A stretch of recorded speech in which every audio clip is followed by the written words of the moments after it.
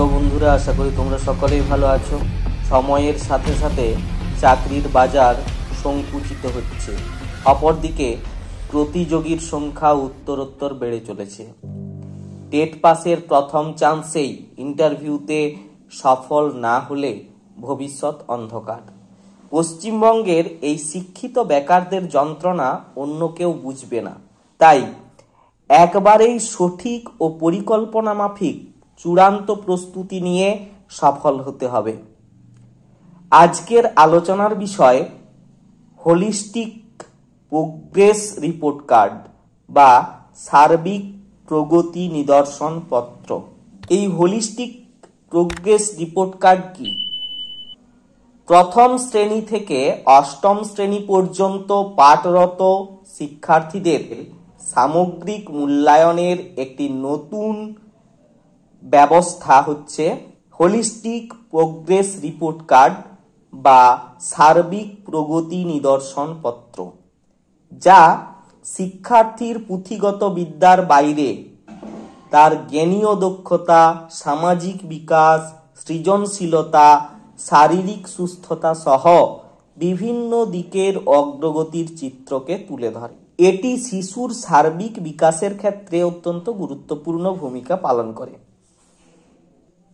শিক্ষার্থীর একাডেমিক পারফরমেন্সের পাশাপাশি তাদের সামগ্রিক বিকাশ মূল্যায়ন করে, অর্থাৎ জ্ঞানীয়, সামাজিক, মানসিক, শারীরিক সমস্ত দিকটার উপর দৃষ্টিপাত করে।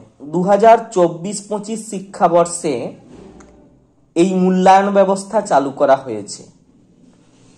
ন্যাশনাল এডুকেশন পলিসি 2020-এর সাথে সঙ্গতি রেখে পশ্চিমবঙ্গ সরকার এই রিপোর্ট কার্ড চালু করার উদ্যোগ নিয়েছে।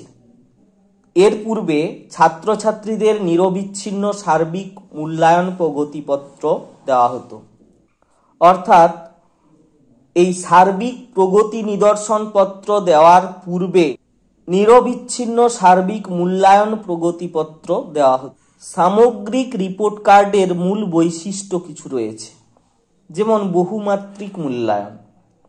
এটি শুধু পড়াশুনোর ফলাফলের উপর জোর না দিয়ে শিক্ষার্থীর কগনিটিভ, সামাজিক, মানসিক, শারীরিক বিকাশের মূল্যায়ন করে। ঐতিহ্যগত রিপোর্টের বিকল্প হচ্ছে এই রিপোর্ট কার্ড। এখানে গতানুগতিক মার্ক বা গ্রেডের বাইরে গিয়ে শিক্ষার্থীদের সামগ্রিক বিকাশের উপর জোর দেওয়া হয়। রিপোর্ট কার্ডের লক্ষ্য হলো শিশু শিক্ষার্থীর উপর 360 ডিগ্রি দৃষ্টিপাত করা, অর্থাৎ তার সামগ্রিক বিকাশের একটি চিত্রকে তুলে ধরা। প্রথাগত পরীক্ষা ভিত্তিক মূল্যায়ন থেকে সরে এসে দক্ষতা ভিত্তিক শিক্ষার উপর জোর দেয় এই প্রোগ্রেস রিপোর্ট কার্ড, অর্থাৎ সামগ্রিক রিপোর্ট কার্ড পরীক্ষা ভিত্তিক মূল্যায়ন থেকে দূরে সরে এসে দক্ষতা ভিত্তিক শিক্ষার উপর জোর দেয়। শিক্ষার্থী আগেকার দিনে কি করত না, পুঁথিগত বিদ্যার উপর নির্ভরশীল ছিল, পাতার পর পাতা লেখাকে মুখস্থ করে যেত। কিন্তু বর্তমান শিক্ষা ব্যবস্থা কি বলছে না, মুখস্থ বিদ্যার পরিবর্তে একজন শিক্ষার্থীর সামগ্রিক বিকাশ এবং দক্ষতার উপর গুরুত্ব দেওয়া হয়েছে।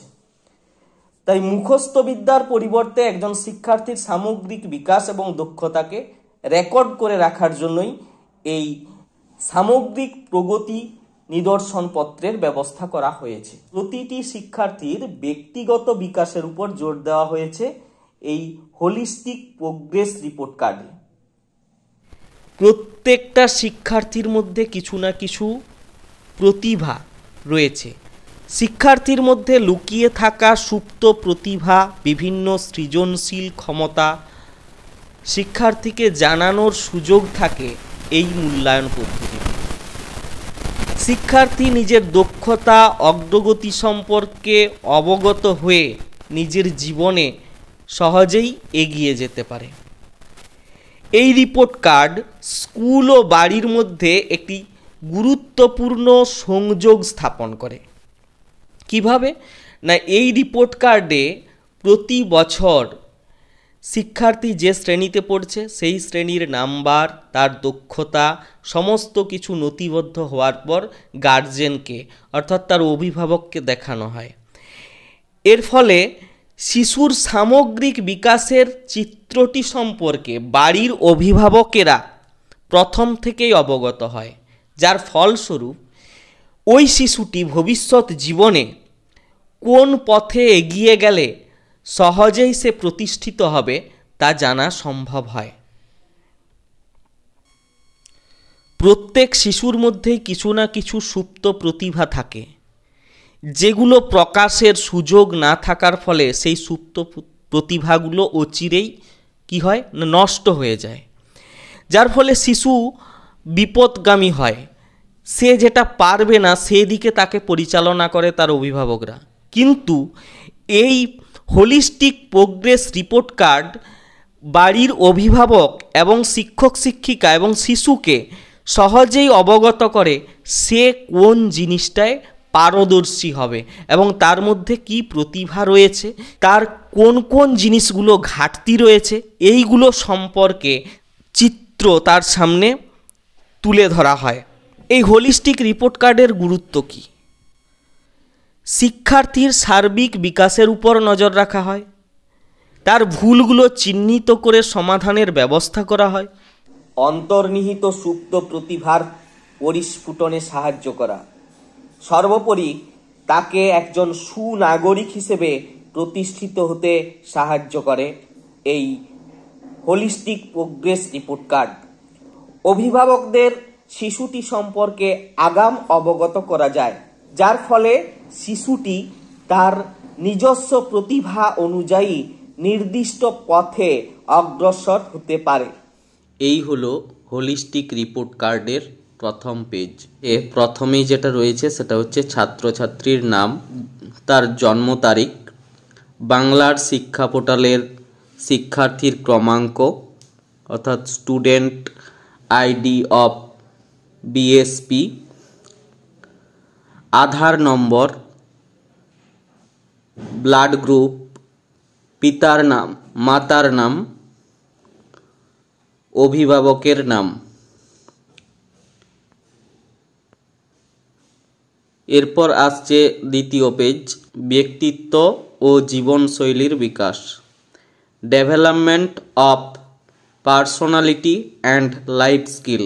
এটার মধ্যে প্রথমে যে পয়েন্টটা রয়েছে সেটা হচ্ছে শ্রবণ দক্ষতা, তারপরে আছে সংযোগের দক্ষতা, সহানুভূতির দক্ষতা, সহযোগিতার দক্ষতা, কথোপকথনের দক্ষতা অর্থাৎ তার কনভারসেশন স্কিলটা কীরকম, বন্ধুত্ব স্থাপনের দক্ষতা অর্থাৎ সহপাঠীদের সঙ্গে সে কীরকম আচার আচরণ করছে, কিভাবে তাদের মধ্যে বন্ধুত্ব স্থাপন করছে, দ্বন্দ্ব নিরসন সমস্যা সমাধানের সক্ষমতা, মানসিক চাপ মোকাবিলায় দক্ষতা, সিদ্ধান্ত গ্রহণের দক্ষতা, পারস্পরিক সম্পর্ক রক্ষার দক্ষতা অর্থাৎ তার যে সহপাঠী রয়েছে তাদের সঙ্গে সে কীরকম সম্পর্ক বজায় রাখছে, সাংগঠনিক দক্ষতা, আবেগ নিয়ন্ত্রণের দক্ষতা, শ্রদ্ধা জ্ঞাপনের দক্ষতা অর্থাৎ সে তার গুরুজনদের, অভিভাবকদের এবং শিক্ষক শিক্ষিকাদের কিভাবে শ্রদ্ধা জ্ঞাপন করছে, দৃঢ় মত প্রকাশের দক্ষতা, ইতিবাচক মনোভাব, নেতৃত্ব দান অর্থাৎ সে দলগতভাবে কোনো কাজ করতে পারছে কি না।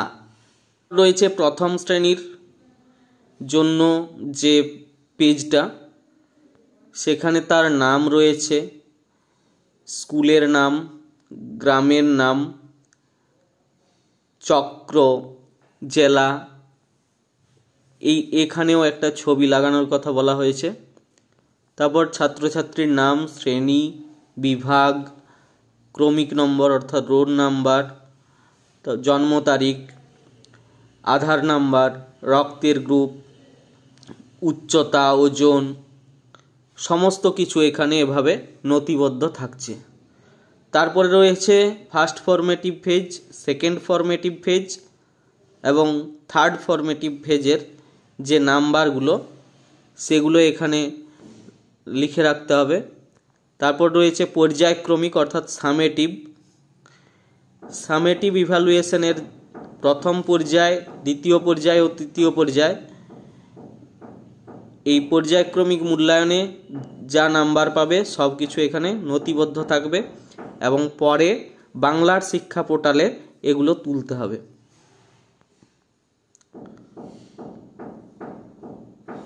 তারপর রয়েছে শিখনের বৌদ্ধিক দক্ষতা ক্ষেত্রসমূহ, বুদ্ধিমত্তার বৈচিত্র্য, আগ্রহের ক্ষেত্র।